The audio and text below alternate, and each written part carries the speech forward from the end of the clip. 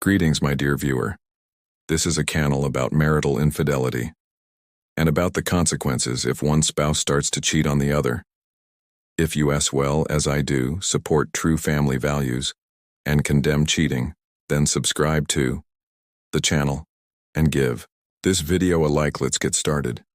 The hotel shuttle rolled to a gentle stop in front of the Diplomat Hotel, and Hannah stepped onto the sidewalk. This opulent hotel, celebrated as one of the city's premier establishments, was known for its impeccable hospitality. A bellboy promptly whisked her luggage onto a cart, handed her a small claim ticket, and greeted her warmly as she neared the gleaming brass entrance. The doorman tipped his hat with a polite nod and swung the door open, allowing Hannah to pass through while the bellboy trailed discreetly behind. Hannah made her way to the reception desk, her gaze drifting across the grand, tastefully decorated lobby in search of Charles.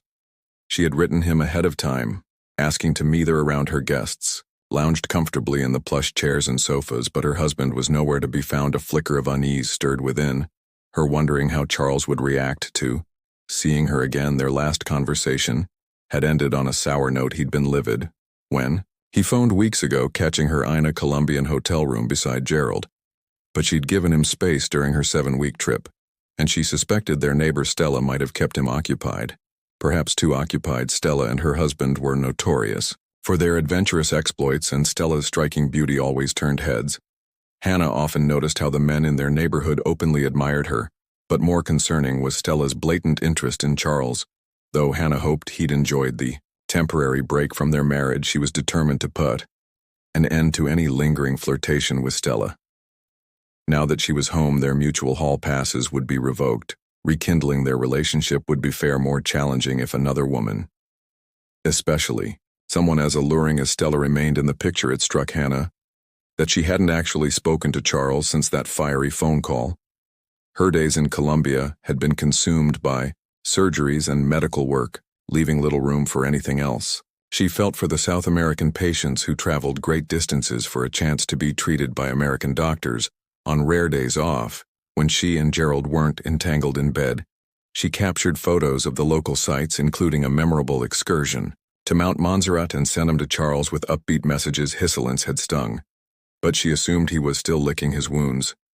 Still, she firmly believed he loved her deeply, though the healing process might take time. Hannah was confident they would weather this storm and emerge stronger, ready to embrace the next phase of their lives as empty nesters. She envisioned a future where they cherished each other.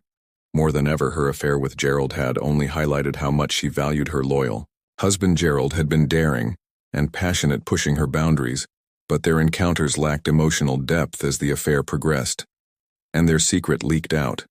Gerald's arrogance and belittling attitude turned from exciting to unbearable. Gerald's behavior had become increasingly demeaning, especially after learning that Charles knew about the affair. He pressured her into acts she never imagined with Charles. Relishing the humiliation, he even mocked her marriage, forcing her to answer degrading questions about Charles. At first, the twisted dynamic had thrilled her, but it quickly became exhausting and infuriating. When Hannah finally confronted Gerald about his disrespect, had doubled down, attacking Charles as a pitiful, emasculated man who might as well serve him. She stopped arguing, hoping he'd tire of the cruelty, but he never did. By the time their trip ended, Hannah felt utterly used and degraded. While waiting for their flight at Bogota Airport, she told Gerald she was ending the affair to recommit to her marriage. He shrugged indifferently, remarking that their fling had run its course and parting ways was for the best. Enjoy your humiliated husband, he sneered on the plane. Gerald even switched seats with Penny to avoid sitting next to Hannah, a move that, to her surprise, brought relief. She couldn't fathom how she'd ever been so enchanted by him. Now he was nothing more than a narcissistic jerk in here. As during the flight, Hannah found herself beside Penny, both women exhausted from the ordeal.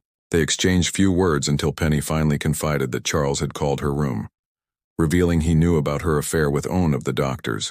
Fortunately, Charles had promised not to tell Penny's husband Josh, who would never tolerate infidelity. Penny felt she'd narrowly avoided disaster and managed to enjoy the rest of her stay in Bogota. However, back at the airport, reality struck hardest. They waited for their luggage. A young woman approached Penny and asked "Are you Penny Washington?" when Penny confirmed. The woman handed her a large manila envelope, saying, "You've been served, have a nice day." Hannah watched stunned as the woman snapped a photo of Penny holding the envelope before walking away. Penny collapsed, sobbing uncontrollably while their colleagues tried to console her with empty reassurances about reconciliation. But everyone knew the truth: her marriage to Josh was over, though she eventually calmed down. Her attempts to contact Josh were met with blocked calls. Penny gathered her bags and called an Uber to her parents' home. Uncertain of what lay ahead, meanwhile, Hannah nervously scanned the airport, half expecting another process server to approach with divorce papers of her own. But no one came, having cleared customs at their previous stop. Retrieving their luggage was the final step. When no one else appeared with legal documents, Hannah began to believe that Charles had cooled off and would meet her at the hotel as planned. She was eager to rekindle their love, convinced he was the only man she had ever truly loved. As she neared the reception desk, Hannah's thoughts remained fixed on her reunion with Charles. She missed him dearly and appreciated him more than ever, especially after her empty experiences with Gerald. Once they both had clean STD tests, she longed to feel the warmth and security of Charles's embrace. The memories of her affair left her feeling cheap and tarnished, like a discarded object or a washed-up actress forced into degrading roles. Pushing aside these dark thoughts, she mustered a smile, ready to reclaim her life with Charles. She had secretly hoped to find Charles waiting in the lobby, eager for her return. But by the time she reached the front desk, he was still nowhere. Tube found a young Hispanic clerk, impeccably dressed in a tailored suit with a gold name badge reading.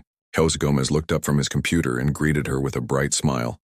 "Welcome to the Diplomat Hotel. How may I assist you today?" "Hi, I'm checking in. There should be a reservation under Hannah Weston," she replied. Jose's fingers moved swiftly over the keyboard. "Ah, yes, I have your reservation for one night." "Is that correct?" "That's right, just one night. You're in a room on the 10th floor with a beautiful city view. How many key cards will you need?" "Better make it 2. My husband should be joining me, of course." "And which credit card would you like to use for the room and any incidentals?" Hannah reached into her purse and handed him her visa. "Here you go." "Thank you, ma'am. I'll process this and we'll have you settled in shortly. I see our bellboy Steve has your luggage and will escort you to your room." "Thanks, that's helpful. I have quite a few bags and my husband isn't here yet to lend a hand." As the bellboy waited nearby with her luggage cart, Hannah reflected on how her original plan had been for Gerald to drop her off, but taking the hotel shuttle had proven the better choice, especially after her decision to sever ties with Gerald. If Charles had been in the lobby, Gerald's presence would have ruined what she hoped would be a heartfelt reunion. Jose inserted her Visa card into the reader and began preparing her key cards, but his cheerful expression suddenly shifted to a frown. "I'm sorry, Miss Weston, but your card has been declined. Do you have another card you'd like to use?" A knot tightened in Hannah's stomach. She hadn't used her credit cards during her time in Bogota. Doctors Without Borders had covered most expenses and Gerald had paid for their outings. She had only brought 2 cards, her Visa and her Discover, and had left them along with her passport in the hotel safe to avoid theft had someone stolen her credit card information while she was away. She'd have to discuss it with Charles later. "Sure," she replied, trying to sound casual. "Do you accept Discover?" as Hannah handed her Discover card to the hotel receptionist. She was surprised when the clerk returned her Visa instead. "Yes, ma'am," the receptionist confirmed. "I'll process this card, and you'll be heading to your room shortly." Just then another couple stepped up behind Hannah, waiting their turn to check in. The clerk attempted the transaction, but soon informed Hannah Hagen that her Discover card had been declined when asked if she had another card. A wave of embarrassment washed over Hannah. She could feel the impatience of the couple behind her as they exchanged looks, clearly frustrated by the delay. "These are the only 2 cards I have," Hannah admitted quietly. "I just got back from being overseas for 7 weeks, so there must be some issue. Let me step aside and call my husband to clear this up." The clerk nodded sympathetically. "Of course, I hope it gets sorted out. Let me know if you need any further assistance." Hannah moved over to a seating area as the young couple began their check-in. The bellhop who had been waiting with her luggage cart abandoned it to assist the new guests with their bags. In that moment, Hannah felt as though the hotel staff had completely forgotten her. Rummaging through her purse, she found her phone, realizing she'd turned it off during the flight. The chaos at the airport with Penny had distracted her, and she'd forgotten to switch it back on after powering it up and entering her passcode she expected to see, a flood of messages from Charles and others, but to her surprise there were none curious. She opened her contacts and tapped the icon next to Charles's photo in her favorites. She noticed Gerald's contact was still on the screen and made a mental note. Deleted after speaking with Charles. Instead of the usual ringing tone, an automated voice announced that Charles's number had been disconnected and was no longer in service. What the hell, she whispered, pulling the phone away from her ear and staring at it in disbelief. Just then a man she vaguely recognized from the lobby approached her. "Excuse me, ma'am, are you Hannah Weston?" he asked. Startled, Hannah looked up at the man in the sharp suit, her eyes revealing her unis. "Yes, I'm Hannah. Can I help you?" "No, ma'am," he replied smoothly. "But I have something your husband Charles wanted you to have." He handed her a large manila envelope. As soon as Hannah took it, the man gave a polite nod and said, "Have Anna's day," before turning on his heel and heading toward the hotel exit. Hannah's hands shook as she held the envelope, but she relaxed slightly when she realized the man hadn't said "you've been served," nor had he taken a photo of her holding. It may be Charles had planned some sort of surprise. Perhaps he wanted to meet somewhere special. Feeling a flick of hope, Hannah quickly moved to the nearest chair to open the envelope. Tearing it open with anticipation, she found a typed letter and a smaller, more rigid envelope inside. Taking a deep breath to steady herself, she pulled out the letter and began to read. "Hannah, I'm not a coward. But as your husband, I can't ignore the pain. Your blatant disregard for our marriage vows has caused me. You convinced yourself I had an affair with Deidre while we were stationed in Iraq. I didn't, but I regret to admit there was a moment where our actions crossed a line, a moment that no spouse would find acceptable after our convoy was ambushed by insurgents. Deidre and I were fortunate to escape unscathed, unlike many of our comrades. Back at the base running on fear and adrenaline, we were simply grateful to be alive." After the debriefing, I walked Deidre to her quarters. As I turned to leave, she grabbed me in a desperate hug, sobbing uncontrollably. The overwhelming emotions of the day got the better of us. She pulled me into a passionate kiss, and suddenly we were making out like reckless teenagers, fully aware our emotions had taken control. I regret not having the strength to stop it sooner, but we never went further. No intercourse. It was a foolish lapse in judgment during a traumatic time, not a premeditated betrayal like your carefully orchestrated affairs for Thercord. You're the only woman I've been with since our wedding over 20 years ago. I doubt you can say the same. Besides Gerald, I know for certain you had an affair while I was deployed in Korea. Someone tipped me off that you were meeting a man at the Red Peak Inn near the hospital. You claimed you parked there because of construction, but you consistently arrived hours before your shift. I hired a private investigator to look into it. The PI couldn't identify your lover, but we both know the truth. Only you know how many times you've broken our vows for some foolish reason. I let the Red Peak incident slide. It figured I was away, and you had needs. At least you were discreet. You didn't flaunt it in my face or anyone else's.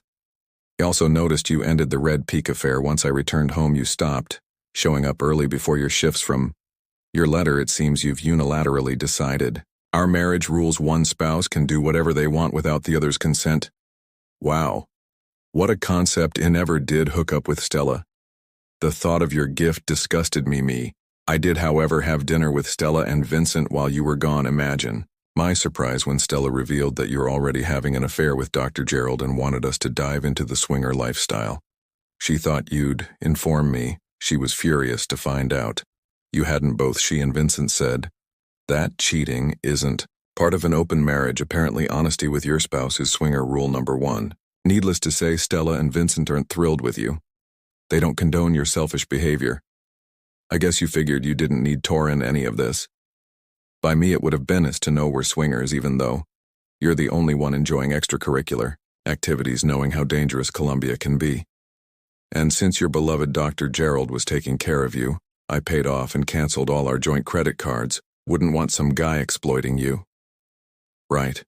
Remember when we met with the estate planning attorney years ago? She helped us draft our wills and incidentally durable power of attorney documents. We both signed them after our little chat while you were in Gerald's hotel room. I found those pose while digging through our files. Guess what? They were still valid. They worked like a charm. I've grown quite fond of this unilateral decision-making dynamic. Thanks, I only used the power of attorney once, hope you don't mind after that.